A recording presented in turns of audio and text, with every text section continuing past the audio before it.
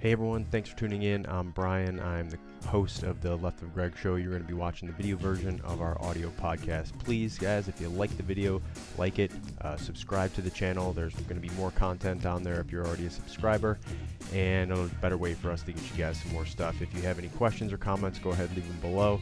Check out our links down below to get a hold of us and to actually find out more places where you can get more information about this. Please like and subscribe. Follow us on Facebook at HBPRNA. Remember, all these cases that we discuss and all these discussions that we have are through the lenses of what we call human behavior, pattern recognition, and analysis. So please like it, share it, tell your friends about it, and we hope you enjoy the show. Thanks. All right, Dr. Anderson, Regan, thank you so much for coming on and joining us today. It's a pleasure having you. I think it's an important time to have a medical professional on the Left of Greg show, and so it's not just coming from the human behavior perspective of Greg and myself.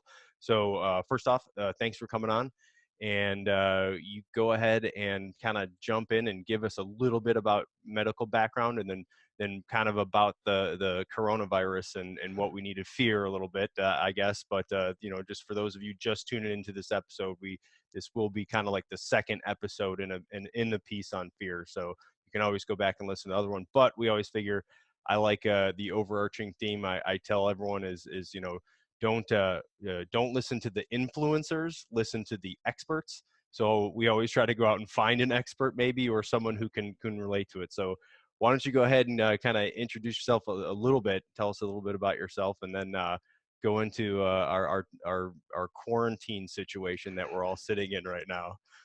Absolutely. Thank you for having me on. It's a privilege and an honor. So I'm a doctor. I'm an osteopathic physician.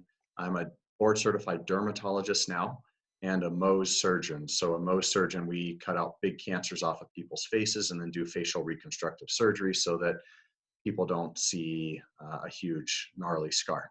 So that's what I do now. I used to be in the United States Navy and as the first Reconnaissance Battalion surgeon, and I did 2 tours in Iraq with those gentlemen. Very interesting experience. Lots of life lessons learned with that, and I think Brian, you and I share a common background with recon. Yeah. We discussed that. I was over in Third Recon Bat for a while, but when the same times you were in Fallujah, I was just west of you over there in Ramadi, so not far from you at all. So I know what you went through and what you did. So, and which I thank Likewise. you for, sir. Yeah, So. likewise. Thank you for yours. I also have a Master of Public Health and a Master of Theology as well.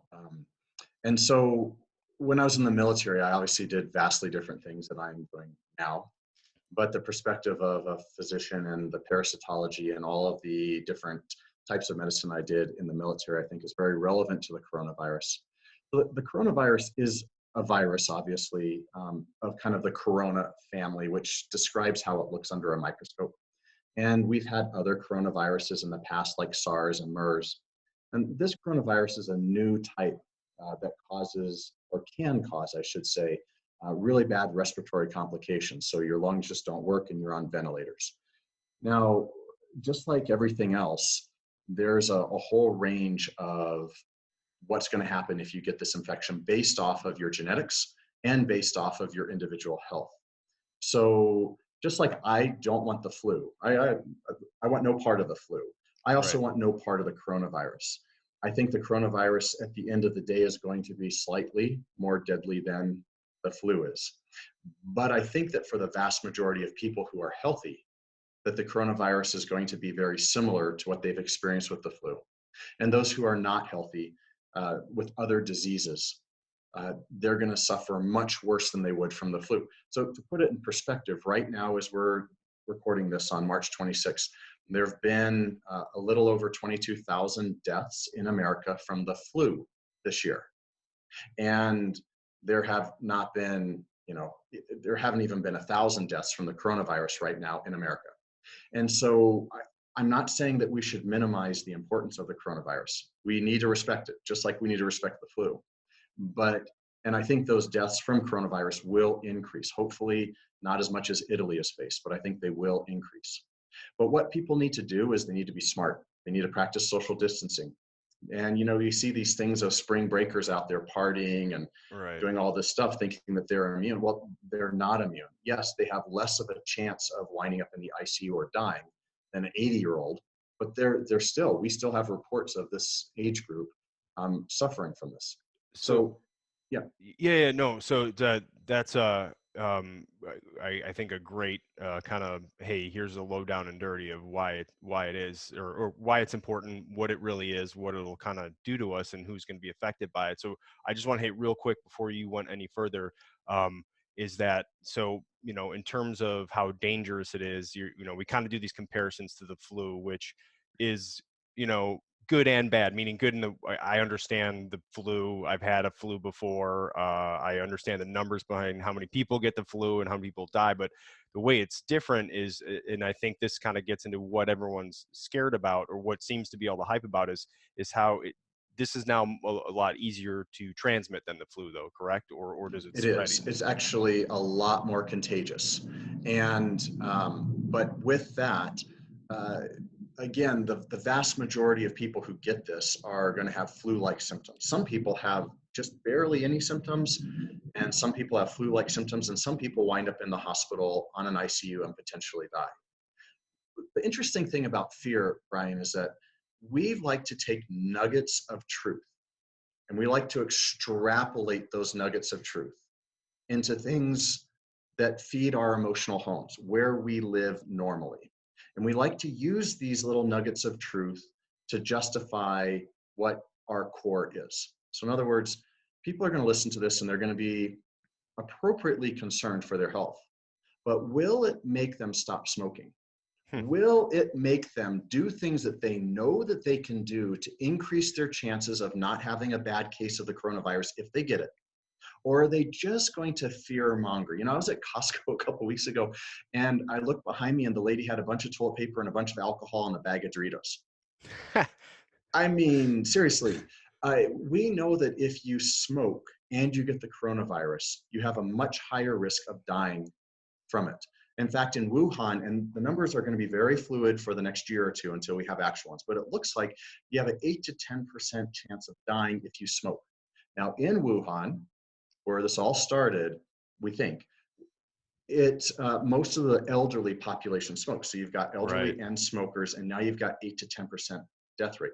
How many smokers are listening to this and are worried and have stocked up on toilet paper but are not willing to put down the cigarette?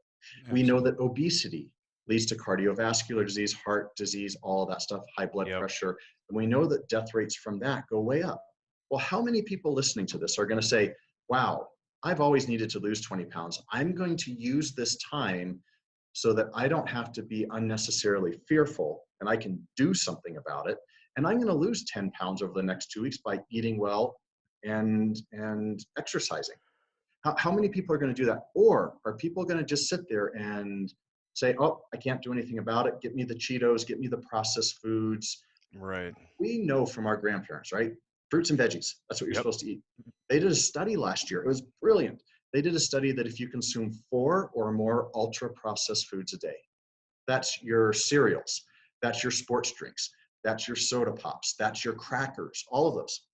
If you consume 4 or more a day, you have an increased risk of dying from all causes of 62%. 62%. That's And if you look incredible. at the standard American diet, what we consume all day long, from hot dogs to whatever, frozen pizzas, is ultra processed. For every 1 serving more of ultra processed, now we're up to 5, your chance, it goes up 18% of dying from all causes. So we've got the obese smoker who's consuming nothing but ultra processed foods like the Doritos and all that other stuff, Right. listening to this podcast.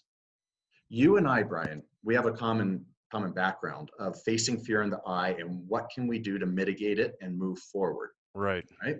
And Greg, you as well with your background. So we understand that you have to know the enemy and you have to know what they're capable of. And then you have to know yourself well enough to fight that. Or you can just go back to your emotional home and say, I've always been fearful. I've always been paranoid. I've always been whatever. And the nugget of truth in the coronavirus that it is dangerous, and it is, but that won't spur people to actually do anything to mitigate that risk. Right. Right. Yeah, that's a great kind of way of framing it and looking at it, right? And because I look at it too, kind of similar in a number of aspects. Everything from performance. People are now going, hey, what do I do? I'm even just like workout apps and social groups I'm in where people are like, hey, we can't go to the gym, what's going on? And then you guys get upset. We have all these goals that they want to do, and they've been working really hard in the gym, going for it. Now it's like, hey, that's all going to be crushed. I'm going to lose all this. And it's, well, what can we do now? Focus on something else that you don't typically do and get really good at that, and go back. But there's a number of things I kind of want to unpack in there. And one of it, when you talk about a fear and nuggets of truth, I mean, obviously that's that's a lot of the issues that we see. And you say, hey, I go back to my emotional home. And that's kind of what we brought up when we first started discussing this, is that, Greg even said, well, think about it. It's toilet paper. Well, why would someone stock up on toilet paper? Are you suddenly going to be using the bathroom a lot more? Well, actually, if you're staying home from work, maybe, a little bit, but I don't know, what would this come from? And Greg brought up a great point. He said, well, think about it. When you're going to the bathroom, you're in a comfortable place. That's in your home. Some people take their time. They sit on the toilet, read a book, look at their phone. If that gets taken away from you all of a sudden, it's a very personal thing, right? You feel very comfortable because you're very vulnerable in that spot. So why wouldn't you then go, well, hey, I can make sure I can still do that because I take comfort in that. And that's just kind of one example of how this works when people overreact to this fear. Because one of my points was, I bet this year in 2020, how many people are going to die of the coronavirus? Well, we're not sure yet. We're definitely not. We're still, that number's still going up. Don't know what that's going to be at the end of the year, but I bet more people will die of heart disease or suicide this year than from the coronavirus. So we've got this weird way of looking at different threats to us and our existence and our life, and it's hard if we can't see it and understand it to really do anything about that. And I think that's where a lot of the fear comes with this virus, especially that it's easily transmitted. There's a lot of information out there that sounds really scary, and I can't see it. I can't, touch it. I don't, I can at least see myself getting fatter in the mirror and go, I have to do something about this. But when you can't see it, I mean, how does that play into kind of what you've seen in the overreaction? Well, absolutely. It's the boogeyman phenomenon. Yeah. Our imaginations are often worse than reality in almost every aspect of life. I mean, there's a few, and you and Greg and I have experienced some of those few where your imagination can't be worse than reality. That's But true. Yeah. for most things it is. And so it is the perfect storm of a nugget of truth, and then you exploit that to live where you want to live. So 9/11 is a great example. Right. Horrible day, horrible day. But how we responded to 9/11 tells everything. So I'll tell you a quick story. I was in medical school, and I was finishing out my last year of medical school, and I was interviewing for the first year out of medical school called internship. And so I was in Seattle. 9/11 happened, and horrific day. I called my detailer, the person who's responsible for saying, where I go. And he didn't really have a big role in medical school or in training afterwards. It mostly comes after that. But I called him and I said, look, you can take me out of medical school. You can do absolutely anything you want with me, whatever my country needs, you tell me, and I will be there. And he called me back later that day. And he said, Reagan, out of the hundreds of people in the scholarship for the military medicine, you were the only one who called out of hundreds who left a message of whatever my country needs. Everybody else called with, you will not pull me out of school. I don't care what happens. I don't care. Right. And so he called me up and said, thank you for that. So I was concerned, but who I am as a person is I try to help. I try to be part of positive change. So I was fearful. I was with my godson at the time, and I could see this little kid, 6 years old, just crying while the Twin Towers were falling. It was a crazy time. Yeah. But my emotional home was, I'm here to help. Other people's emotional homes on that day were either fear-based or paranoia-based or anger. Wherever you go in a time of quote unquote crisis, wherever you want to go naturally, that is who you are, or better way of saying it, what you've become accustomed to. And Right. you will find any and every excuse in any and every situation in life to go there. You could be having the best day possible, but if your emotional home is anger, You're Yep. going to be angry. You're going to find something to be mad about. If your emotional home is joy, then you're going to find something to be joyful about 9/11, that you're near your family, that they're safe, that you live in America. So these times right now, yeah, it's nuggets of truth, Brian. But the nuggets of truth, we will make our reality. What you focus on grows. Now in Iraq, right, we had some realities of things being shot at us and thrown at us and lobbed at us and whatever at us. And those type of situations, I think, are a little bit different, but I think they're still instructive as to where we live. Did that answer your Yeah, question? no, it did, and you brought in the deploying in Iraq and seeing, on being on the battlefield, and especially in your position where, you're there to treat guys and to medically treat people who have been out on the battlefield. And I almost think those jobs, sometimes are worse in terms of what they do to you mentally and some of the things you have to go through. Because I always say, like, yeah, I've watched several of my friends, I've watched several Marines die. I've been in horrible, horrific situations, but I was out there with a gun taking it to the enemy. So in a way, I didn't just have to deal with that, right? I actually could go out there and be like, well, I'm going to go get some. I'm going to, you know what I mean? Like I'm in the fight. So it's a different perspective. And you keep using this term emotional home, which I'm probably going to just steal from you and start using. So I always credit people when I steal their work, by I the way. So stole it's it not from really Tony stealing. Robbins. So Okay, okay. I stole it from Tony. So I don't know where he Well, stole it from, but well, yeah. and that's great. And yeah, exactly. And he stole it from someone else, and that person stole it from someone else, and it's been around for 3,000 years probably. The Greeks were probably teaching it back in the day. But that's a great point for coping mechanisms and understanding how to deal with this uncertainty, right?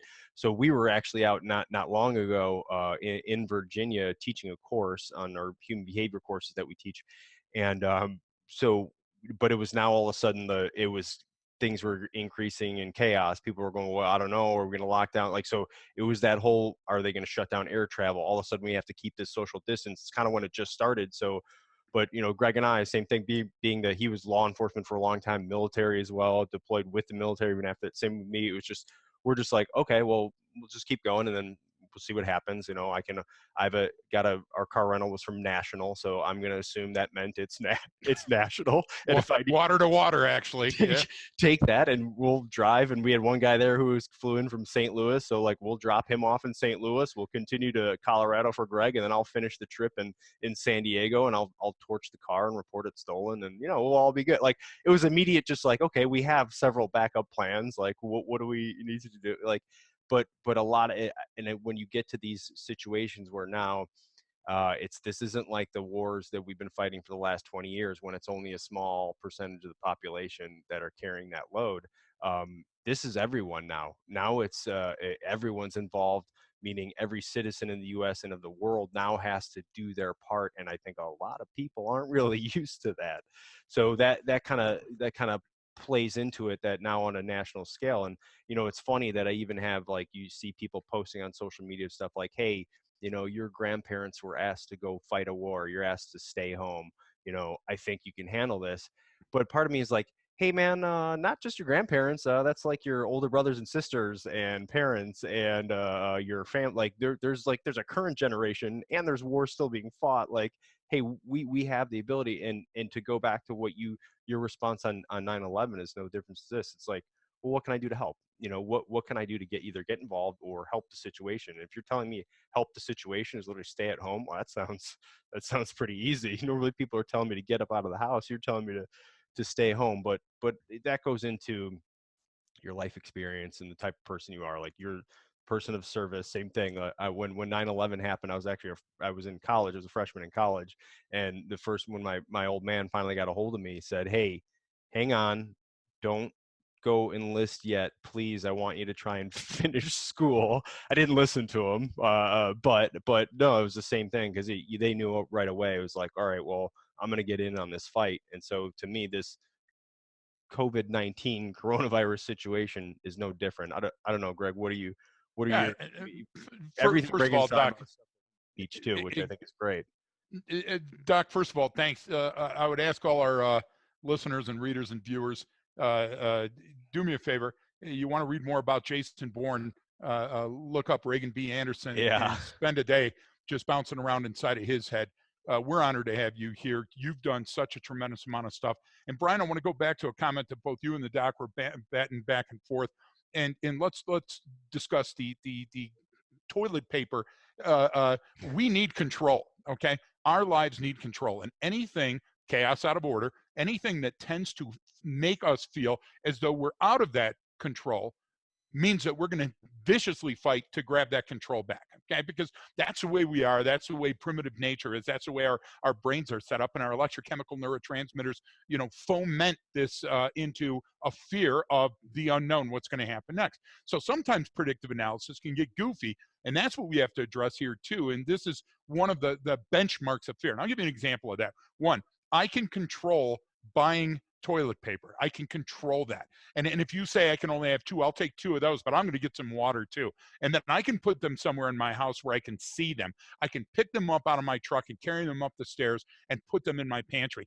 That to me mimics the same, transmitters that control does, because I can't control the virus, which I can't see. And because it's alive, I can't kill it. So what I'm going to do though, is I'm going to go out and I'm going to buy a gun to prepare for looting. What happens is that we create this reality that doesn't exist. And I'll give you an example in Colorado. So come out to Colorado before Rogue Banner West and the ranch. Charlie and I still had to do law enforcement gigs to pay the light bill. And one of the things that we saw every year in the winter was people coming from the East Coast and West Coast to Colorado and dying, engaging in risky behavior. 1, selfie from the rock face. 2, petting the mountain lion.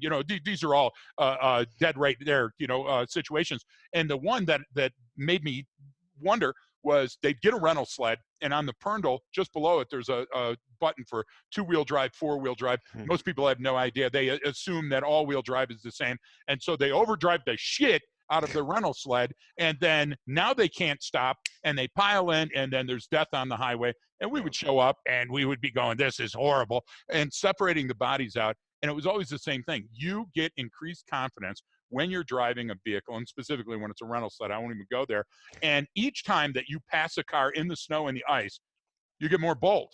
And you go, hey, look what I just learned. I'm really good at this. And so the speed increases a little bit. And guess what? You didn't die. And so now you're engaging. You remember the Marine motorcyclist. You both know this from the Marines and the Navy. You had a kid that would buy a motorcycle after his last combat experience and go out there, and man, he's just pushing the limit, and he's tacking that out all the time. Why? Because we have to feel some element of fear to be in control of something in our life. That's why people cut. I know I'm bouncing around, but it's the same basic behavior. I do those behaviors because I need to feel something. And when I'm scared, I don't like that feeling. So I'm going to mimic a behavior. And the final point on this is I take umbrage because the doctor gave the full profile of the overweight, mystery that was eating poor food. Doc, I got to tell you, great story. Brian and I are teaching at Benning. And so I tell Shelly, I think I'm having a heart attack because we're not sleeping, we're doing all this other stuff, and I think I'm in, great physical and mental shape. And so I go to a sports medicine doctor in Atlanta. This is back when I had money. And the sports medicine doctor comes out after conducting every test known to man and looks at me and goes, okay, you keep eating like you do, you keep doing the stress that you're doing right now, and you keep smoking like you do, you'll be dead in a year. So that person said, I need this 8 medicines, I need this, I need that, and I need all the other stuff. I looked at our CEO and I said, that's not going to happen. So I've been dropping weight since then. I've been eating right since then. I know it doesn't look, but remember the camera had 60 pounds. Marin holds me to task when we're out anywhere. It's always the salad and the fish and the unprocessed stuff. In class, we have to eat elderberries and drink stream water. I mean, it's that crazy. But the idea is that I then said, okay, I need to take control back of my life. So, Doc, what you're bringing us is a sane, sober, rational, light of day, look you in the clear eye without the jaundiced, yellow journalistic horse crap that we have to deal with. And you're saying, hey, it's a disease. And there were previous coronaviruses. This will probably mutate because I assume a disease is going to want to survive. So maybe it'll mutate a little to survive a little longer. But there's going to be something next. We're not sure what that is, right, Doc? But I'm assuming there's something down the pipe that we haven't forecasted yet, right? Absolutely. I mean, I'm 100% sure that the coronavirus has mutated in some way, shape, or form. from Wuhan, and it will continue to mutate. Now, whether those mutations help it live or help it to die easier, we don't know. But Right. you and I are mutating all the time as well. Right. Yep. And so I want to ask you guys. So maybe Brian, when you were deployed, was it harder on you or harder on your family when you were deployed? And when you're back from deployment, was it harder on you or harder on your family when you were back? That's a great question. When I was deployed, it's always harder on my family and people back at home. And then when I'm back from deployment, it's horribly hard on me, and they love it. And I mean, that's a great, great example of it. Number of reasons for that too. You know when you're on that deployment and you're out, especially when it's chaotic time and you're in there doing your job and you're fight, like that's what you it's what you signed up to do, it's what you want to do. But I mean, you're in such an environment where nothing else matters but your survival from one day to the next and accomplishing your mission. So it's almost this, you have this incredible freedom where you are not bound to, like, I don't have to stay in touch with anyone. I don't have to uphold social norms. I don't have to do anything but just these few things every day. It's incredibly simple.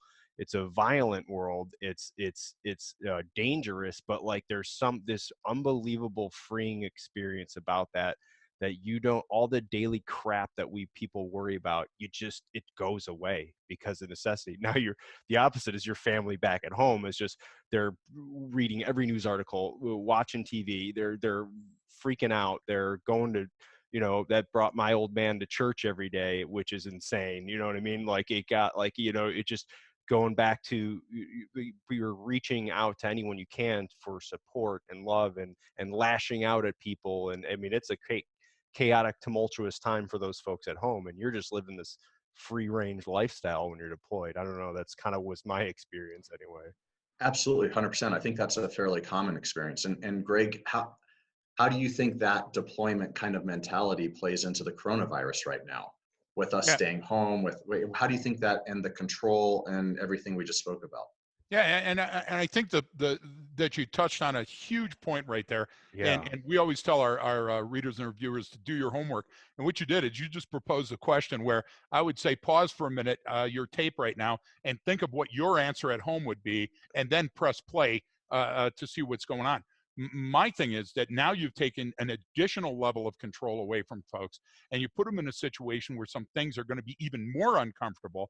And then now you're worried about the finances, and now you're seeing your family face to face at times that you were actually at the Starbucks, or flirting around the water cooler, or sharing a joke or something. All of those experiences that you've never planned on or hadn't done very much, and now it's day after day, and now you don't see the end. You don't see the light at the end of the tunnel because it's nebulous. A virus controls time. You don't control the time of the virus. So I think if that's what you're going for, Doc, I can feel that a lot of people would feel helpless during that period. Yeah, what do you think, Brian?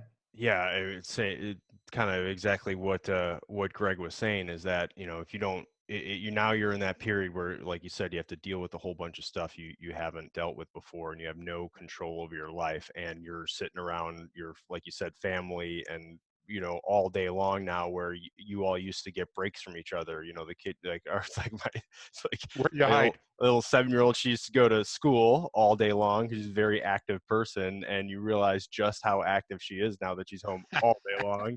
There's And not then, enough NyQuil in the house, you Marin. know That's it. yeah, my wife and I at least are used to, she mostly works from home. When I'm not traveling, I work from home, so we're used to that every day, so we're okay with that. But there are times where people, if you haven't done that before, that you add in the uncertainty. If you're not working, that's huge. I mean, a lot of our work is now up in the air, got slid to the right, because we're like, well, we do in-person training, we can't go anywhere. There's some things we can do online, but it's not for the price that we charge when we go places. And so that's a huge deal. So if people are facing that, man, that's a lot of uncertainty. But I always look at, these are time, we always look at, you look at the hardest times in your life as the greatest now looking back, right? Like, man, that's when I triumphed over whatever the obstacle was, or whatever the fear was, or the situation was, and I was successful. Like these are the times that make people. that make countries. This is what the U.S. is known for. Is not for cowering away. It's for during times of struggle, we overcome, and we always have, especially here in the United States. We've defeated every threat to our nation so far. So why would that suddenly change? But yeah, I mean, from everyone's perspective at home, that's incredibly difficult and stressful to not have that control over your life. I completely agree. I completely agree. The interesting point is, I think the one thing that holds most of us back, the one thing that makes us hold on to fear, is certainty of an outcome. Right. Right? So and it's kind of counterintuitive, because if we're certain that an outcome is going to deliver us a certain set of parameters. So you're overweight, you smoke, and you're a stress bomb, then you're going to die in a year, Greg, right? That's So, it. but there's some comfort in that, right? You go to work after having a bad family relationship or something's off in your family, you can separate yourself from Yep. it. You can have your own persona. You can live your own reality until you come home. Well, now you're stuck at home. Right. Right? We control our own destinies. And I think that's what makes most people most afraid. Because if you actually are in control of your destiny, now I'm not talking about the freak accident where, Right. a meteor falls from the sky and obliterates you. Okay. There's some things that happen that are against your control, but the vast majority of who we are, who we become, what we do is completely within our control. And I think that is the basis of all fear. And when something like the coronavirus comes into play, we can now point at it and use it as the scapegoat for us not taking control where we know we can achieve a higher potential. See, Absolutely. we're afraid of the abilities that we've been given. We're afraid of our intelligence, our physical stamina, our whatever.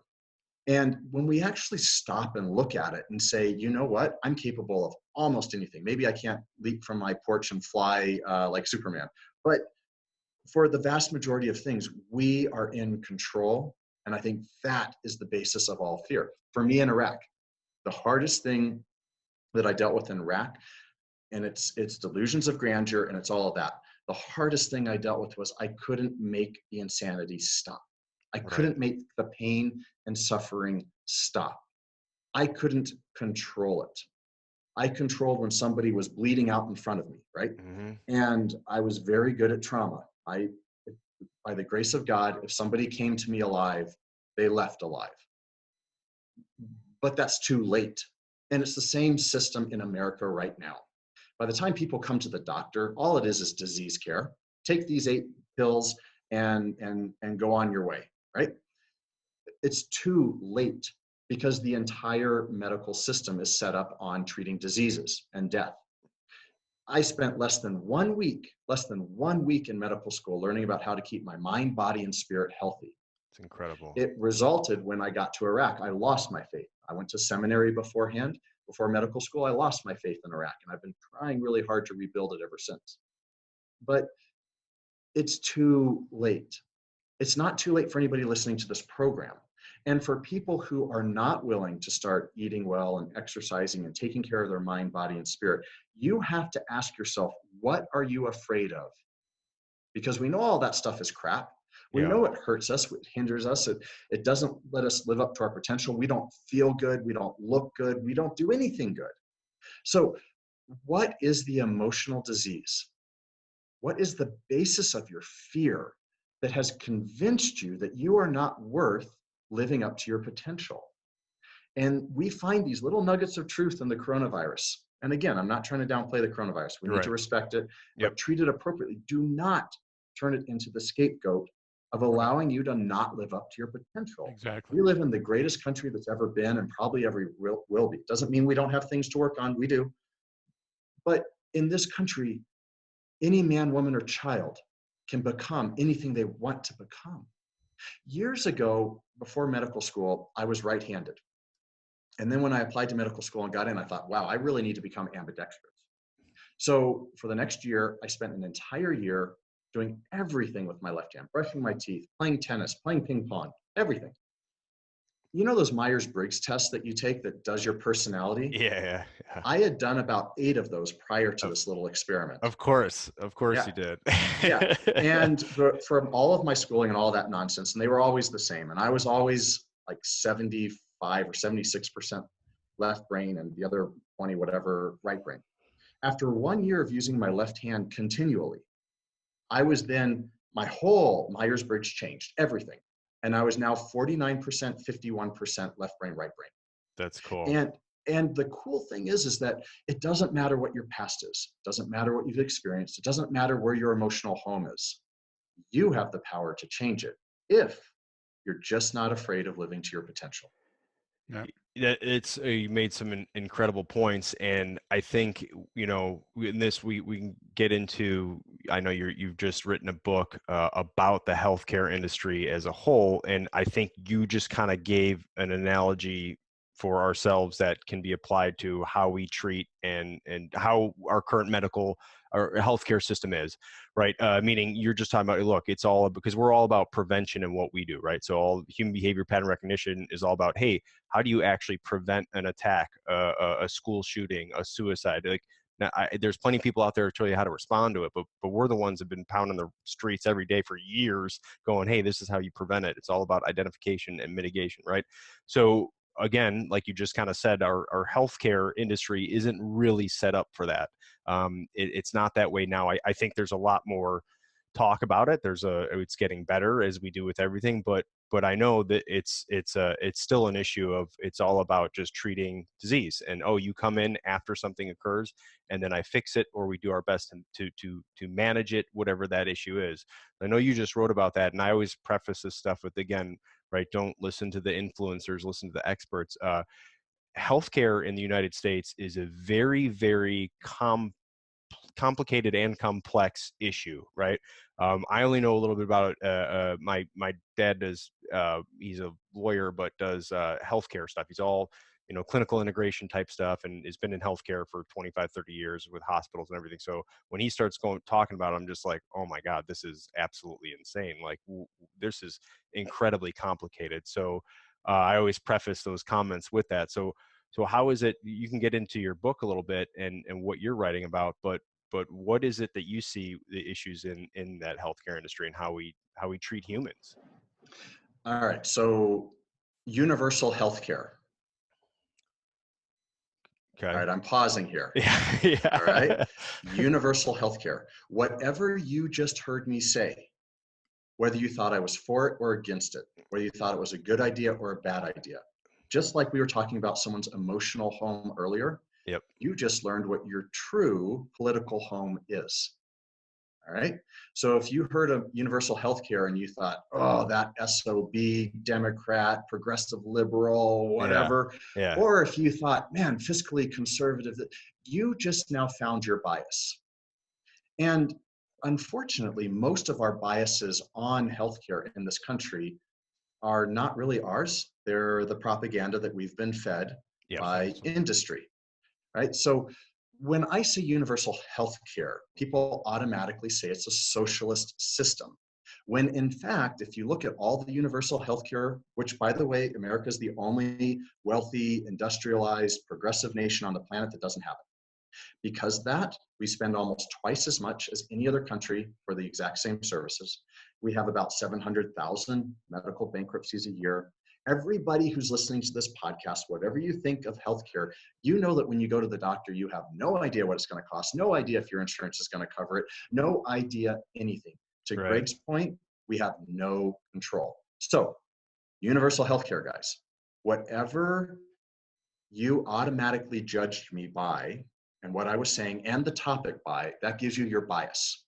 Now, once we know our biases, we know our weaknesses. Because if we don't have an open mind to research and actually figure out what we're talking about and just stick to our biases, what that allows everybody to do is allows to put somebody in a bucket. Yep. Once we put somebody in a bucket, maybe their nose is too big and genocide is okay. Maybe their skin is a little different color so we can judge them and put them in a box. Maybe all of these little things that we do that allow us to put another person in a box, that allows us to immediately discredit them, immediately marginalize them, and immediately take away our ability to grow, to become part of the solution. So my book, it's 90% stories from Iraq, stories from America as a doctor, and stories as a veteran trying to get care in America. So it's 90% stories, and the stories are entertaining. Let's face it, they're entertaining topics. And it's 10% using my Master of Public Health to explain why healthcare is how it is in this country and what we can do to change it. Just one little thing. If we were to do just one little thing, we would have enough money to reduce Greg and Brian and all of your family's copays and deductibles to zero, and ensure every citizen in this country and medically for major stuff, and have money left over. One little thing. And it's control the administrative costs that the major insurance companies place on us. Right now, in America, 34%, over a third, just barely, over a third of all healthcare dollars spent are spent handling the administrative requirements of the insurance companies that are put into place so that the insurance companies can make more money.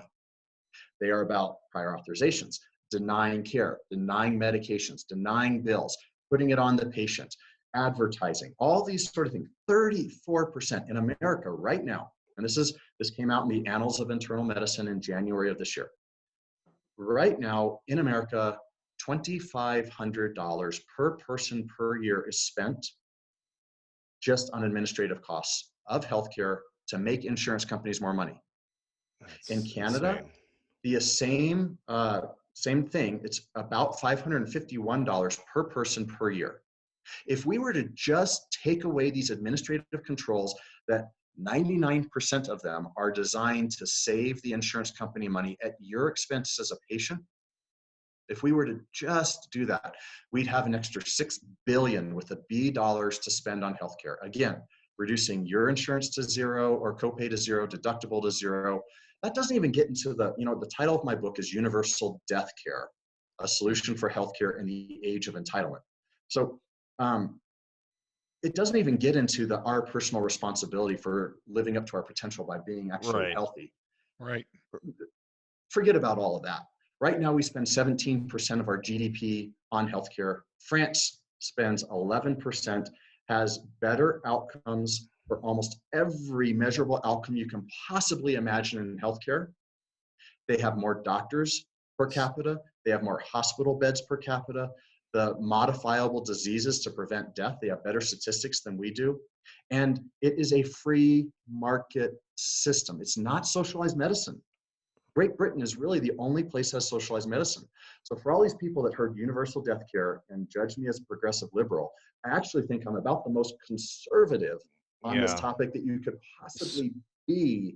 And yet people judge it instantly without really knowing what they're talking about. So on that, and this is coming from, I would say myself, not very informed in this, meaning the more I read into healthcare and the more I hear stuff, the more different articles or studies I've read, I'm just like, okay, the more I read, the less I know, right? Because I'm like, wow, and especially when you look at it from like, just like a macroeconomic perspective, you're dealing with a lot of people. So there's variables that affect it and affect costs that you wouldn't think of, but when at a macro scale for a couple 100 million people, well, now it becomes a huge cost. But so what would you say to the people that go, well, yeah, those countries don't have the quality of care that we do, and if we change it, it'll change incentive for doctors, and there might be less innovation, or those countries that we get compared, or people like to compare to, are a lot of times more like homogenous type cultures or systems, or they don't have the quality that we have. They don't have the type of healthcare, like they don't have the amount of beds or respirators or MRIs per person like everyone does. The Canada one, where I've heard like, well, yeah, but if you want to go get an MRI in Canada, you got to wait 2-3 weeks or something. And now these are, I don't know how true, whether these are anecdotal stories or whether there's actual data to back it up. But what would you say to that, someone who said that, that would be against what you think is right? I've learned that I can't change people's minds. Right. I can tell you about the World Health Organization. I can tell you all the studies they've done. I can tell you all that. And I can tell you that everything you said was just false, right? It's propaganda. Okay, so and that might be an answer enough for me at least to go, well, look, there's no data to back that up, right? Greg and I are information scientists, right? Same thing. We look up stuff and go, where does the data, what does the data show? Because if the data set is good, right? If it's if it expresses what the actual issue is accurately, well, then you can't deny it. Now you might disagree on how to deal with that situation. Okay, I could see that, but in terms of numbers, you got to look at it and go, well, what does the data actually say? And that's what my point is on the book. My point is I use these stories as parables, and then I ask people to look it up on their own. I mean, if you listen, the US is ranked 37th in the world on healthcare right now. Canada's about 30th, I think, 31st, something like that.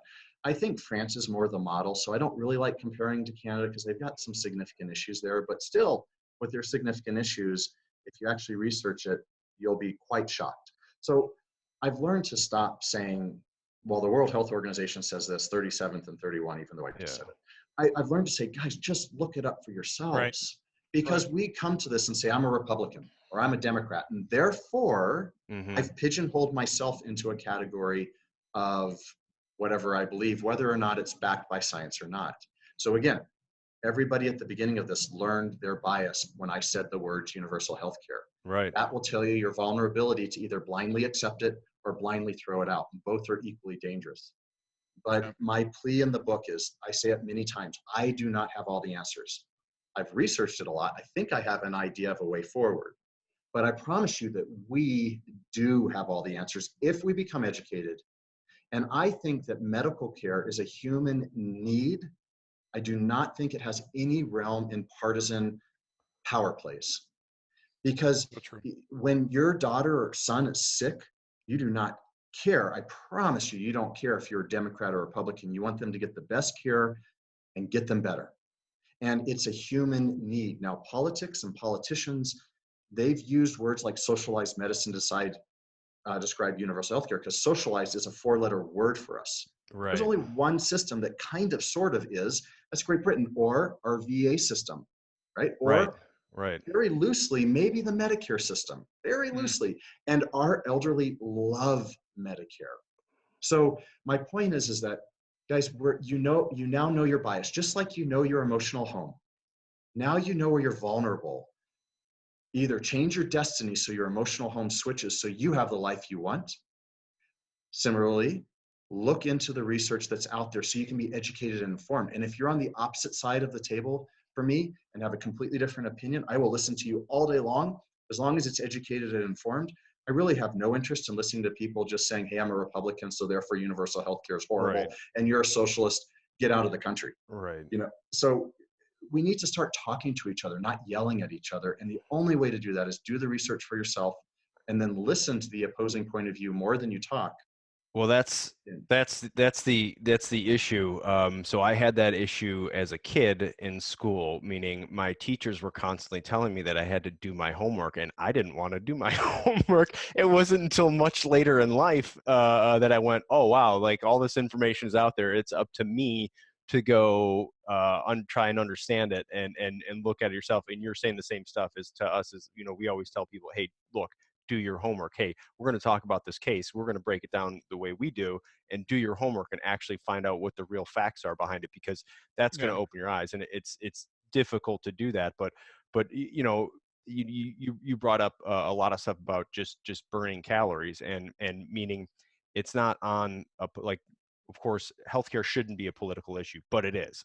Certain things shouldn't be. The coronavirus shouldn't be a political issue, but it absolutely is. And both sides are guilty of trying to capitalize all on sides. that. All sides. Yeah, absolutely. So I would say this, Brian. I would say a couple of things got to come out of that. And one, Doc, because your description, first of all, everybody that's listening, all our normal viewers, that Marin's going to put something up on the site, a link to the Doc's book. Please give it a like. I can't wait to read it, Doc. But because your description just now was so brief and it was so simple that it was elegant, Brian and I will pledge to provide the security for you, because all of the numbskulls out there that are the haters that don't want to do their homework and that will line up and throw stuff at your house, we're there for you. Well, It- go ahead, we, Jared. Sorry. and no, and then the second part of that is I want to make sure that we don't lose focus on the fear aspect that goes along with this as well. Because one of the parallels, Brian, that the doc made just a few minutes ago, a long time ago, I wrote a thing and I just drew a line on a yellow pad and I said, okay, this is bang.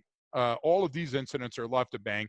This would be at bang. This would be right of bang. And then way over here would be left of the next bang. You have to prepare for all of those in an emergency situation, specifically whether it's criminal or terroristic. And the reason that we're afraid of terrorists, the reason we're afraid of criminals, we don't know those things. And so therefore, all our responses are at bang. Our response for suicide is at bang. Our response for school shootings is at bang.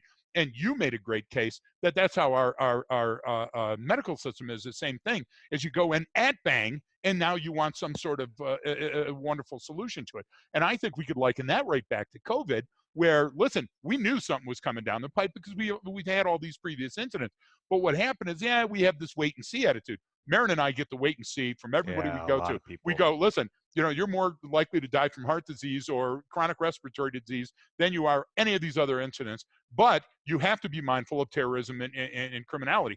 And they're like this, walking around going, hey, I will feel my way through, discovery learning rather than listen to the science. So we're on your side on this, Marin. I just want to make sure that we No, and because focus that's that. exactly it. Because that goes back to kind of what you said earlier, and what we preach is, look, it's what part do I play in this? Your healthcare is your responsibility. That's what Largely we your say, like, responsibility. your security is your responsibility. And you talk about just preventative care, because this gets into a little bit of your background, because of what you chose in terms of kind of where you went with I know there's a difference between like an MD and a DO, right? So you're an osteopathic doctor, right? So You got it. that's a difference between, there's different types of doctors, so we can go in on that. But what you just said is, hey, there's a lot of prevention, and it's all about me. Everything you talked about, the fear, it's all about, well, what do you want to do?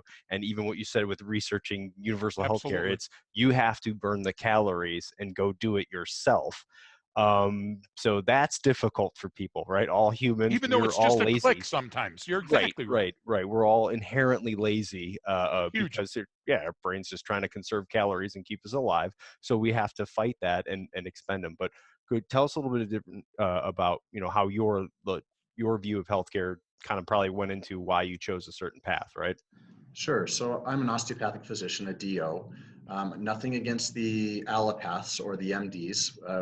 We all have the same training. DOs take on more training because we're supposed to be a little bit more holistic, understand more about how the body all fits together, structure as function. So if the structure of your arm is broken, you're not going to be able to lift weight, that sort of thing. So we try to be more holistic. And that's how I try to approach every topic in my life, is more holistic. Like, look at what you have, look at why you have it, and then do another couple levels down to figure out why you actually are doing what you're doing. So my solution for healthcare in this country is to make it available to everybody. But in order to do that, everybody has to be held accountable for their own actions and decisions. Yeah. Not if they were born with something, it's not their fault. But right now, how healthcare is in this country is, let's do a car insurance analogy. So right now, what healthcare is like is car insurance, where you're responsible for the person who's speeding next to you. So the person that whizzes by you at 100 miles an hour, you, Brian, actually get that ticket because you're driving responsibly. And that person, whatever. Because in this country right now, the obesity, first of all, about three quarters of men are overweight or obese, and about 60% of women are overweight or obese. And we know that between 50 and 85% of all healthcare dollars spent in America are spent on treating enormously preventable diseases. Again, not the freak car accidents, not the I was born with a genetic condition, like Right. things that people could absolutely control and not pass that burden on to everybody else. So Medicare is set to be bankrupt by 2030. And right now we have about 12% of the population who have diabetes, the type from being overweight, not the type that you're genetically born with. You're skinny and you still get diabetes. By 2050, 1/3 of the country is going to have diabetes from being overweight. And if right now we're spending between 50 and 85% of all healthcare dollars treating preventable diseases, if we would just take care of ourselves, we wouldn't have them. Then what's it going to be in 2050 when a third of people are diabetic? We have to stop the insanity. This is America, it's a free country. If you want to be overweight, smoke, and drink too much, fine. Just pay for it enough now and throughout your life so that when you get to Medicare age and it's on the government's dime, that you actually cover the expenses that you're going to consume. Right. So that's just one step. Another step is control the administrative thing. Like in France right now, everybody carries around a card, and that card has their entire medical history on it. Everything that's ever happened, every medication, every surgery, everything. And they just plug it in. The doctor does his note, and the doctor gets immediately paid. Patient leaves, and now they have their right there. There's only one set of rules. Right now, healthcare in America is like going into a grocery store and getting a jug of milk. And you take it to checkout and they say, hey, yeah, I don't know. It could be $1, it could be $10. We'll send it to somebody else. We'll get the answer back in 3 weeks or 3 months, and then you're responsible for whatever it is. Right. There's no price transparency. In France, lots of other countries, there's one price for everything. So when you go to the doctor, you know what you're going to pay. See, if we could just make people accountable, and if we could just reduce the administrative burden so there's not literally thousands of rules for each procedure that's out there, so it's so onerous that the cost is through the roof, we would have so much money to spend on healthcare and so many other things, it would be insane. So all I'm asking for people to be accountable for their own decisions. I think that's a very conservative platform. Absolutely. Absolutely. Yeah, Two, go ahead. I'm asking for administrative control so that people understand what they're purchasing when they purchase it. That's it.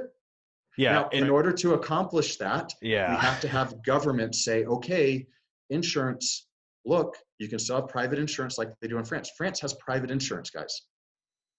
But there's only one price that you can charge a patient and only one price a doctor can get for this. Right. And we can, by the way, do things like price negotiate medications, which Congress decided the government should not price negotiate for medications back in 2003. Whatever the drug companies want to charge, they should charge it because government shouldn't be involved. Are you kidding me? So when we talk about universal healthcare, first of all, it's not socialized medicine. Look it up, guys. Second of all, I still want a free market. Yeah. I just want that free market to have some reins on it so you and I know what we're purchasing and how much. And third of all, I want accountability. That's it. Right. Yeah, and those I think at a general level, a lot of people can agree with. Yeah, do I want people held accountable? Okay, but that gets into a lot of like, well, we can't rely on people like when those laws first came out in New York a few years back, and there are a few other places where they said you can no longer buy a soft drink that's over this size or something like that. Part of me says, well, wait a minute, like you can't control people. Want to do what they want. Yeah, well, it's not that it's just a knee jerk though. It's people should be free to make the decisions that they want to make, right? But at the same time, we're paying for that. You are paying. Like we always tell people, look, you're gonna pay. How you're going to pay one way or the other. One way you're paying. Yeah, that's why it's so important. Have the soft drink. Have the soft drink so big it could be your hot tub. Yeah. But don't make me pay for that choice that you have made. That's what people. That's a difference with a distinction, though, Brian. You're on because a lot of people don't understand that person. Those people that are doing that, like you might be of the hey, no, anyone should be able to walk in and buy. Because every once in a while, if I want to go get a 64-ounce big gulp, then I should be able to, right? Because I work out and I take care of myself, right? But at the same time, all of those people that are doing that, living those unhealthy lives, they're not paying for their medical care. I am. All of us taxpayers are. Exactly. So we get a vote. So we do get a say. We should. And Marin, it's not unlike Doc Marin and I used to all over the world, but we used to. Doc Marin? No, Doc, Marin and I wore them boots one time. In California specifically, we spent a lot of time training pre-deployment troops. So our teams would be going from Monterey back down to the SEAL camps and then everywhere in between.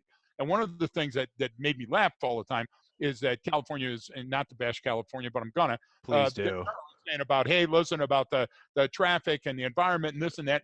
And I would look as we were driving up the 5 or on the 1 or on the 405, and every other Vic around us was one player, one person that was in there, eating, doing their eyebrows, and causing the stuff. Well, you can't have it both ways. You can't say that you want to safeguard the environment and then turn around and drive the big ultra Hummer alone absolutely everywhere you want to go. And that's the problem, Brian, I think that you just illustrated.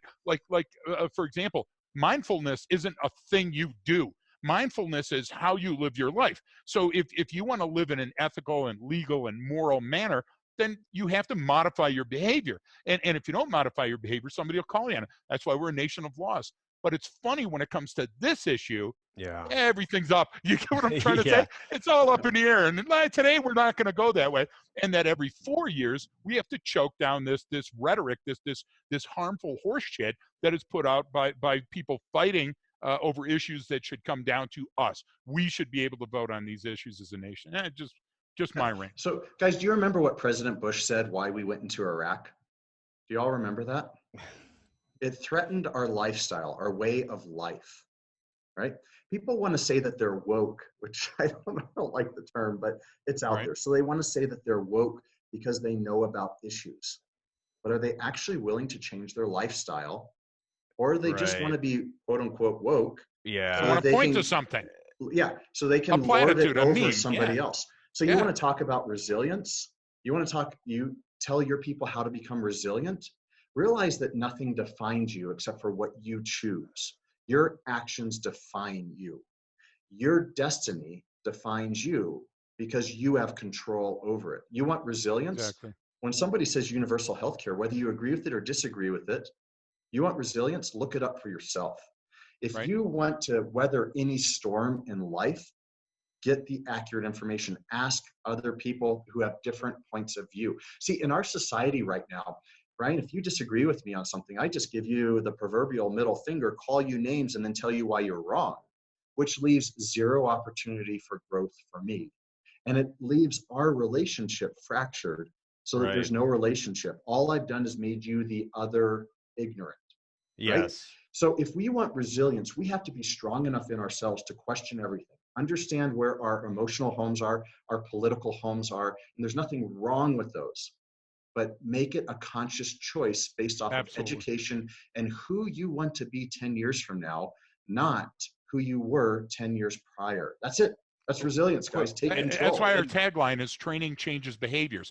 You have to do part of it. It's largely in your arena, and you have to go out and seek out the industry experts on the topic and get that, and then weigh the information for yourself. Not read a meme, not have an empty platitude. Do you get what I'm trying to say? And everybody slaps the table and goes, "That's what I want," because that's horse crap. That you're not doing your part. You're not doing any of the heavy lifting to get us from A to B. And you talk about questioning your own beliefs. That's difficult for a lot of people to do. I always try to that. One, I just assume most of what I know or believe is wrong due to my your upbringing, Catholic your school relationship with me, and father, and psychological and emotional abuse from my father. So I just assume what I'm doing is wrong. So I already have a head start in that where I'm like, this is probably wrong, but here's what I can prove. Here's what I can show. But no, that's too, also when going back to fear and control and how this works is, people don't like ambiguous answers. They don't like not knowing. It's being, go back to, you've heard the line before too from your service, get comfortable being uncomfortable. That's very uncomfortable to go, well, I don't know. Like, here's the limit to what I can show and prove. But after that, hey, I'm not really certain. And people don't want to hear that. That's why, like, we want black and white. We want concrete answers. We go, we'll explain this. That's why I love, Greg sent me one book, but I'm always either reading or trying to understand physics or quantum mechanics or looking at, astronomers explaining the stars and how everything works and going, Jesus, man, like, this is incredible. And then when someone poses a question and they go, well, we're not sure. And people go, oh, then it's the conspiracy theory comes out. Well, then it's this. And then, well, what do you really know then? It's like, well, look, this is the limits of where we're at right now. Well, one day we will know, just like there was a whole lot we didn't know just like 100 years ago. We've come a long way, but this goes into fear and control. Like, if I have to question my beliefs and what I know, that's uncomfortable, and I got to burn calories, and I got to research stuff, and I got to look it up on my own. And, that's difficult to do. But I would say that actually, as a whole, people are doing that more. This is why people are listening to podcasts, because they don't want to get the same crap they see on TV going, hey, this is BS. Let me They're go find choosing the something. message. Yeah, They're they're choosing their message. Yeah, which I think so. there's always two sides to that coin. That also Right. can lead you down a really bad rabbit hole of some type of self-radicalization. That's easy to occur, but also I always think the net result is always going to be better in a more informed person. So that's kind of hard to do, and especially, but that is a good way to build resilience, right? We talk about learning adaptability and critical thinking and sense making skills, because that stuff actually builds your resilience. That's when you're less likely to have that emotional response over something, because, hey, I've been here before, or I've seen something like this. And that's kind of what we get into a lot. But I want to kind of go ahead. Can I share one? Human behavior is entirely predictable, right? Absolutely. That's the whole message of your podcast. Thank you. We're done here now. Yeah. We're good. So I want to share a brief story about my biggest failure, my biggest shameful moment in my entire life. And it illustrates why I try to ask people to do research on their own and to question. So I'm in Iraq. It's a mass casualty. And I write about this in the book, but it's a mass casualty, and there's a lot of people who are injured, but there's two really bad. One, an Iraqi insurgent who shot the Marine that was in the same cargo bay as me. Now, I had a reputation over there. I was very good at trauma. And so I took the most injured, who happened to be the Iraqi citizen who shot the Marine, who was 10 feet away, 8 feet away, something like that. And it's in an old, dirty building, and we're getting mortared, right? So dust is coming off the ceiling and the building's shaking. And I can hear not only the Marine 8-10 feet away, but also all the others and the agony and the misery that's happening. And my patient, the Iraqi insurgent who attacked us, he's got multiple gunshot wounds and he's cold. So one of the rules of trauma is you can't call a code until somebody is warm.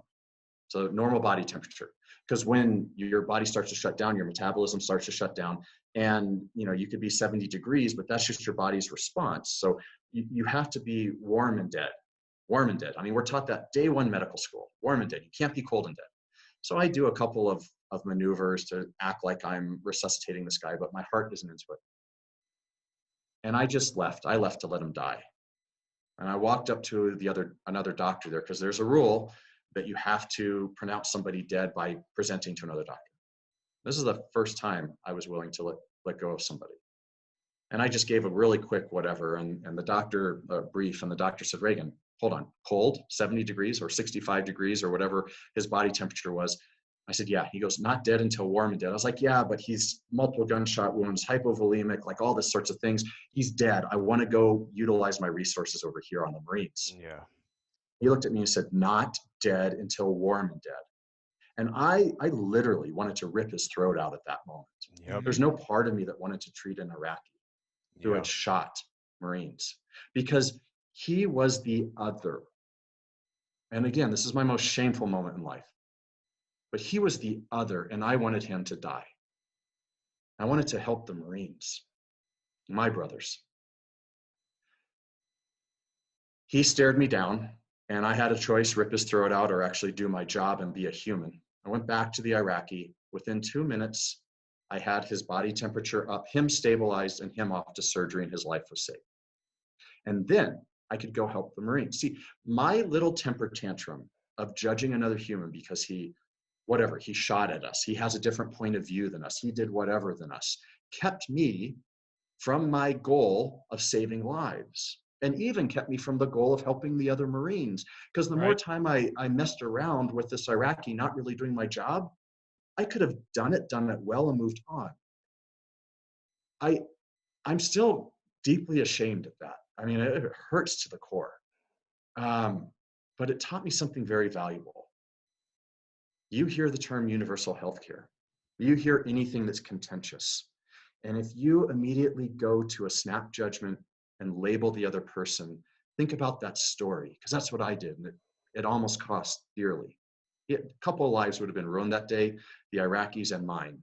I would have never, if I have a hard time letting go of it now, I'd never let go of it if I actually let them die.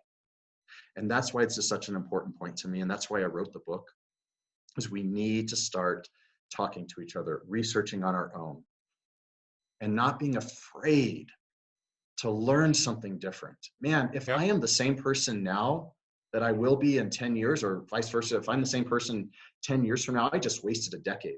I ought to be vastly different, vastly wiser, vastly smarter. And if I'm not, if I haven't changed, that just means I've stuck to my old dogmatic ways, and I assumed everybody else was an idiot, and I wasn't going to research things for my own because I'm a Republican or I'm a Democrat or I'm some other category that I can make myself into the most unresilient person in the world, because I am now defining myself on one characteristic instead of defining myself on my potential. So one, you sound like somebody that's been to our classes before, and we're honored to have you on, because I mean, you're spot on. Two, thank you for sharing that story. I will tell you something. The roots of PTSD, why people kill each other, why people go and shoot up a school, is because we're all fragile little snowflakes and we're afraid. And humans, we make mistakes. It's hard being a good human. It really is. And the more that we socialize that, the more that we talk to other folks about it, the more that we learn from mentors, the more that we're introspective. You know, you said it on one of your sites, you quote Gandhi, be the change you want to see in the world.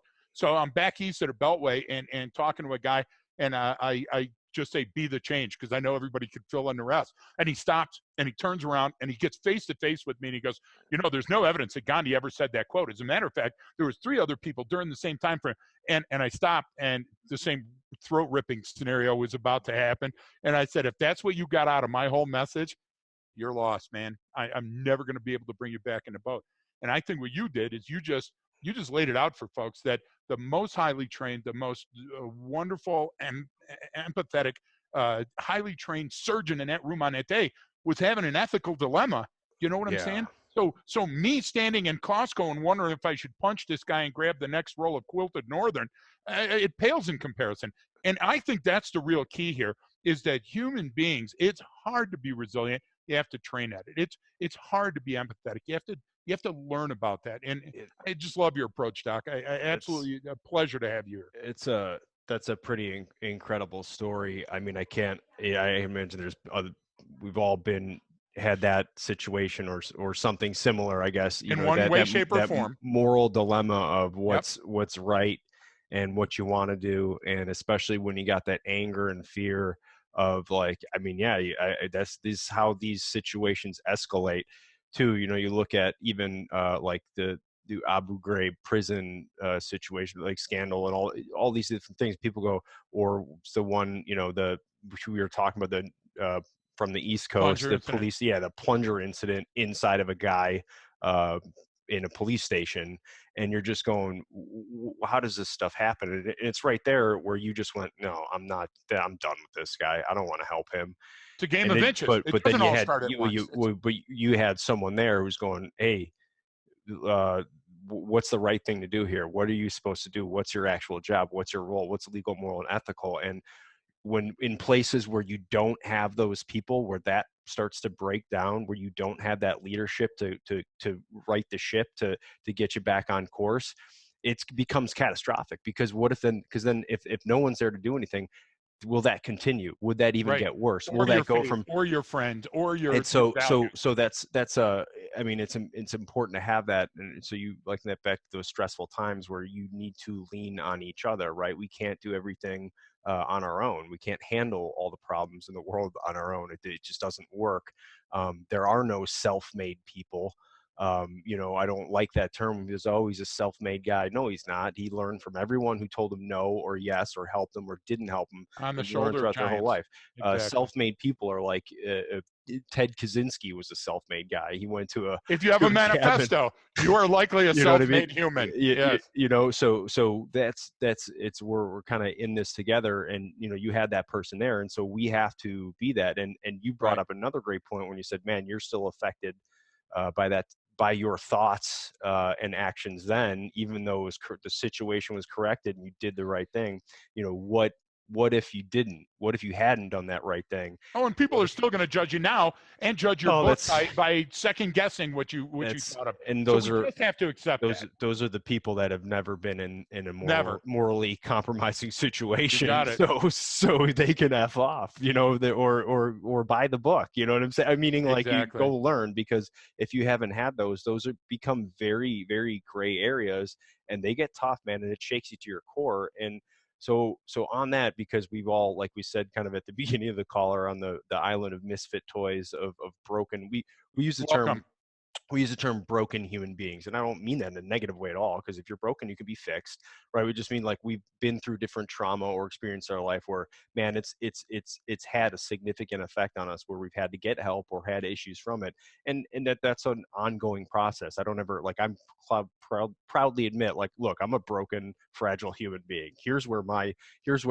stress fractures are, and here's what causes it to break. But you look at that, you know, I know you had difficulties with different post-traumatic stress and transitioning into civilian life.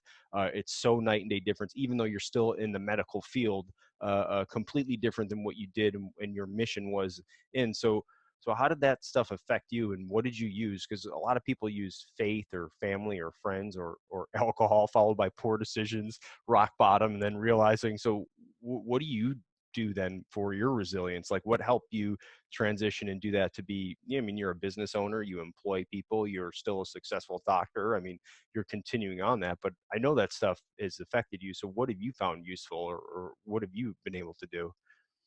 So first of all, to be clear, I have PTSD, and Yeah. I've had it, and it's actually one of the things that makes me the strongest. One of the things that makes me stronger. So when I first got out of the military, I went into alcohol and all sorts of unhealthy behaviors. I mean, I remember being at a bar and a whole team of hockey players was there, and all wearing the same, you know, whatever shirt, because they just got done playing hockey. And there was me and a friend, and one of them had dog tags on there, right? And so I went up and I said, "Hey man, who'd you serve with? I want to buy you a drink." And he goes, "Oh, I didn't serve." It's like, "Oh, well, why? Who do they represent?" Because they don't represent anybody. I said, "So nobody you know has served, you haven't served?" No. I said, "Well, you realize what dog tags are used for, right? They're used to identify the dead, the soldiers that are dead." And, you know, I did a couple tours in Iraq, and when they're used as jewelry, they're a little insulting to us. They're to remember, right? They're to remember and know your place. And he kind of mouthed off. So Brian, I lunged at him and his 12 friends. Here right? you're fighting a whole hockey team. That's never a good idea. It's not going to end well. Delusions of grandeur aside, it's not going to end well. Yeah. And I had a number of those experiences, and I engaged in a lot of unhealthy behaviors, because it came down to, I now had an excuse not to live up to my potential. I now had an excuse to crawl into a hole and never become anything. And the day I woke up and realized how selfish I was, and I needed to get over it, I'm not that important, was the beginning. The next step was people with PTSD, we don't remember the event, we relive it, because any event that is significant enough to spark true PTSD is an event that by definition means your brain cannot process it and put it in its proper spot. Right. So you will not remember it, because memories are for things that your brain is put in the right spot. You relive it, and your body forces you physically, viscerally, to relive the experience. That's why the hypervigilance turns to aggressive behaviors so much, because we are there, man. I mean, I know you've had probably moments too of you reliving something that happened in your deployments, and Greg in law enforcement. You are reliving it. Your pulse goes up, your sweat, your posture changes, and your mindset is now in combat or in a dangerous, threatening situation, because your body's trying to reprocess it so it can put it in its right place in your mind so that you can remember it. So every time I felt my body going back to Iraq, adrenaline, pulse, posture, anger, whatever, mindset, I forced myself to look at the situation and remember the event in Iraq. And I had to, I mean, man, I spent years looking out on the street and seeing dead bodies, burning buildings right in front of me as I'm walking past. Years. I haven't been there for a couple of years because I forced myself to look at it and remember the burning bus of women and children who weren't separate from the bus anymore. They were now part of it. Jesus. Because their flesh had become the bus, right? So I forced myself to look at that. And then I forced myself to be there, and I forced myself to feel it. And then I forced myself to realize that I'm not there anymore. And at first it took like an hour or however long. And then now it takes like half a second where my mind goes through all of that, because I am not willing to let the past dictate my future. I'm willing to let the past make me stronger for the future so that I can help others. So every morning now, I get up, I do, whether you want to call them affirmations or prayer or meditation or visualization, I don't care what you want to call them. But I sit there and I visualize, pray about how my day will go. I think about things that could, quote unquote, trigger me. Really, the more accurate saying is I would allow them to trigger me because it's my choice. And so first you have to realize that you're not that important and get over yourself. Two, that there's a greater good, and realize where you're at and face the fear. Be there, sit there in the moment, and then bring yourself back to the reality that is present day. And then you need to plan. You need to care enough about the people around you. You need to care enough about yourself. Right. If you love this country, which I do, about this great country, to say it's not about me, it's about me helping others.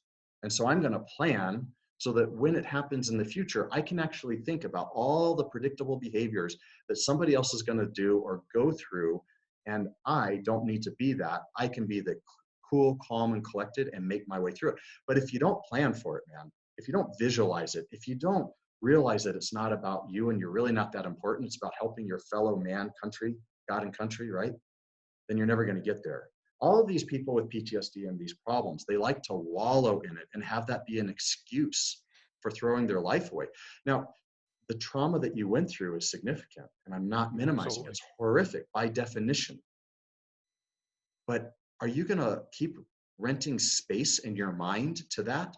Are you going to keep giving that person or that situation power over you? Or are you going to say, enough, I'm my own person and this ends now so that I can live the life I want and so that I can help others live the life they want? Yeah, it's amazing. You incorporate a lot of the stuff that we try to teach, and you know, even back to when you talk about we put people in buckets and we categorize things. So it's part of how we were kind of taught growing up in school or we have education, right? We have to, you know, we like to categorize things for purposes of, well, that's how your brain works partially. That's how we, you know, I need to understand it rather than taking the time because I don't want to burn too many calories. I can just throw you back in this bucket or this box that you had. And Greg has a great analogy of what he uses with the ice cube trays, right? So we pull an ice cube tray out of the freezer. Yeah, they're all frozen ice cubes in their own individual slot. But when it's just water in there and it hasn't frozen yet, you can move that ice cube tray around and that water goes from one to the next because, yeah, we can categorize ourselves into little groups, but we fall in a whole bunch of different ones, right? And we can go from one to the next. So, you know, and life's kind of sloppy. Life is a little sloppy. It's not clear cut. There's a lot of chaos out there. Then we want to make some edges once in a while. And you know, you illustrated such an incredible point. I would say that PTSD has been around a while. Because if you look back in historical literature, you hear Aristotle, you hear Jesus, you hear a lot of influential people back then saying, hey, first, you got to take care of yourself before you can help others. And then it becomes part of a Hippocratic oath. Do you get what I'm trying to say? Surgeon, heal thyself. So the mindset is important, but I think it's important to have role models like you, Doc, that come up and say, I'm a fragile, broken human as well. And that helps open doors and opens the floodgates for a lot of people that need help to get it. I really think so. Get up, bootstrap it. You're largely responsible for your future. So take some control. Get back that control. That's a great story. So what do you have kind of going on now? I know you're in Colorado Springs, right? And you've got your own. By the way, we're only a couple hours away. Yeah. Road Manor West is right up in Gunnison. Yeah. So tell us a little bit how you were able to kind of like what you got going on now and your transition out from active duty military into what you went into, and what all the good stuff you're doing right now, and actually how this whole kind of lockdown quarantine is affecting your business. Sure. We shut down as of Monday, and so we're taking a couple of weeks off. I mostly do skin cancer, so I'm taking 2 weeks off, and then we're going to see what the situation is like, because cancer is not something that you can just keep kicking the bucket No, down the road, right? You no. gotta, and people oftentimes don't know what's cancerous, so they need to come in and get it checked out. So we've given 2 weeks off. I prepared for this, so I ordered a year's worth of medical supplies a couple months ago. Everybody laughed at me, but again, things repeat, right? This history repeats. It's not that big of a lesson. So we gave a lot of that to the local hospital systems because Wow. they wouldn't listen to me when I went and spoke to them about this back at the beginning of February. We've taken a list of volunteers, so the moment the hospital calls and needs volunteers, they get it. But Colorado's a healthier state, so we are the healthiest state. Right. And it's funny though, when you compare Colorado to the world, we would rank with about the 22nd healthiest country in the world, even though Colorado's the healthiest state in America. Anyway, that's another topic. So I don't think Colorado's going to be hit as hard as other places that tend to have more obesity and other health problems. I think we're still going to have a problem here, but I don't think it's going to be as hard. So I run a dermatology clinic. I have a number of different businesses. One of them is trying to help doctors learn the business of medicine because we are horribly bad at it. Yeah. And the burnout rates among physicians they range between about 32 and 68%. And the depression and suicide rates, the suicide rates for physicians are some of the worst of any profession. When they look at medical students coming out of medical school right now, one medical school did a study, 75% of the kids getting out of medical school right now are on antidepressants or stimulants or both. And so the house of medicine is really, really fractured. So I wrote the book to try to help people understand why we are where we're at. I'm doing a year-long course to try to help doctors take control over where they're being abused, I guess is the best way to say it. Mm-hmm. I do so many things, but everything about my personality from start to finish, my emotional home is trying to help and trying to become someone who can help. So that's where I'm at now. I'm civilian. I was very well known in the military in a very small community, and I own a business now. We have, 57 employees now. And Wow. None of them, even though they're home, they're all getting paid their normal salary and That's all that incredible. stuff because I plan. And so when we go back to work, it's back to work time. But I could not go into the reserves because I was very well known in a very small community, which means if I went to active duty, everybody would lose their jobs. So I'm out of the military and I'm doing what I can as a civilian. That's incredible. Admirable. Yeah, on a number of points, I mean, just to be able to, it's funny because obviously, so the some of the good stuff that's come out of everyone being at home on quarantine is just the comments and memes and stuff out there on social media are just getting hilarious. I mean, people are really but the one that I just sent to Greg was, someone holding a sign at like a protest and says, every disaster movie starts with the government not listening to a scientist, and it was just hilarious because it's true. But it's so, we see it so much, and it's like, the advice of, hey, get up and make your bed and clean your room. Well, that's not about making your bed and cleaning your room. That's life advice. How to live your life. But it's the same thing. You just went over preparing. You're like, well, I have a year of medical supplies, and here I told everyone else to do that, and they said, you're nuts. You don't need to do that. And then it happens. And you're like, okay, how much do you need? Here you go. The only thing I would caution you against saying is this whole thing that you're paying your employees. Marin and I have worked together for a good long time now, and ixnay on the A pay because we're all doing it for duty on our country and the flag, and not a lot of money, especially working from home. Thank God you're married, Marin. That's all I'm saying. So no, it's incredible. But same thing, even from because you brought up a number of issues, man. You got doctors are out there trying to save the world and save their patients and do good, right? You don't join or you don't get into the healthcare field in any way, or first responder or law enforcement, military, because you're just like want to You're become not trying to make wildly money. Yeah, rich or exactly. famous, right? You know, you Exactly. go into finance if you want to do that, right? But it's interesting you bring up, you know, how many doctors are suffering from, you know, different types of burnout, post-traumatic stress, all that different stuff, you know. And even though it's like, wait a minute, you're the ones that are supposed to be telling us how to live our lives, and you can't do it for yourself. And it's not because they're so focused on we're all looking down and in and focused on what we have to do, that we don't take the time to step back and look up and out and go, well, how does this affect big picture? And I think a lot of your experiences, maybe in the military and in life, Yes. have led you to go, well, we have to be prepared. We have to plan. These are the things. And this is where that comes from. You know, we always tell people it's the physician heal thyself, right? Or the oxygen mask on the airplane analogy, right? When those oxygen masks come down, what are you supposed to do? Put on yourself first, and then anyone else that you're traveling with. Why? Because And it says breathe normally, and we yeah. all know that's horseshit. So Yeah. so the idea is, if you're not studying and rehearsing for that, there's going to be a rude awakening. Problems don't get easier at 30,000 feet. Yeah.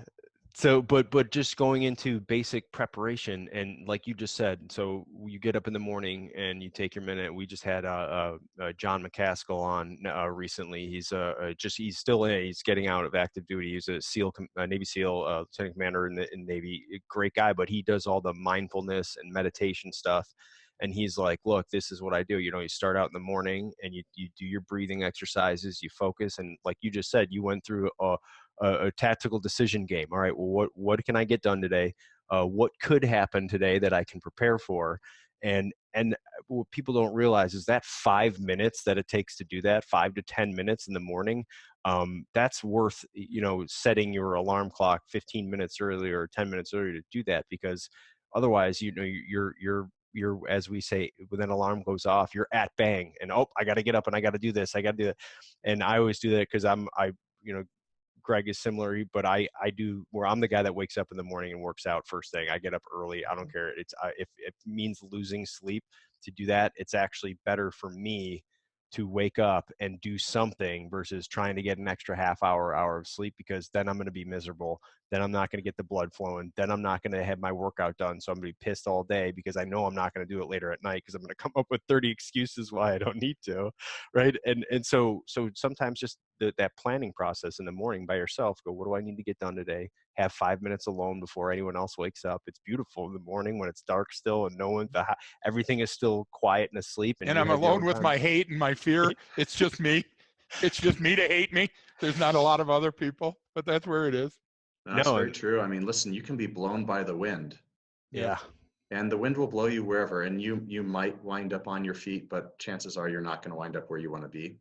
That's so true. So you can be blown by the wind, or you can decide where you're going to go. It really is that the choice is yours. I just wish people would have a little intention behind, so they did an interesting study a while ago that this one little thing is more effective at fixing or helping depression than the antidepressants. And that is, when you go to sleep at night, write down on a piece of paper 3 things that you're truly grateful for. And don't just write family and house and whatever. Yeah. Like, spend a minute actually living in that spot of what you're grateful for. The exercise takes less than 5 minutes, and it actually reduces depressive symptoms more than antidepressants just by focusing on being grateful. A little bit of planning, a little bit of intention. Right. And it's huge, but people are, again, they're going to be listening to this. There's going to be some people listening to this podcast who are depressed, and that's not, all of us have problems in our lives. All of us have things that we need to overcome. Actually, if you can look at it and overcome it, you'll be stronger than you ever would have been if you never experienced it. Mm-hmm. So, but there's going to be a lot of people who are on antidepressants right now listening to this. They're like, I don't know what could happen to me if I wrote down on a piece of paper 3 things I'm grateful for. And why not? What are you afraid of? Take control. You are the captain of your ship. The worst that you have to lose, try it for a month. If it doesn't work, you've burned through a couple pieces of paper. That's way less than a copay or your prescription, I'm sure. But how many people are actually going to do it? I don't know. Yeah. Well, I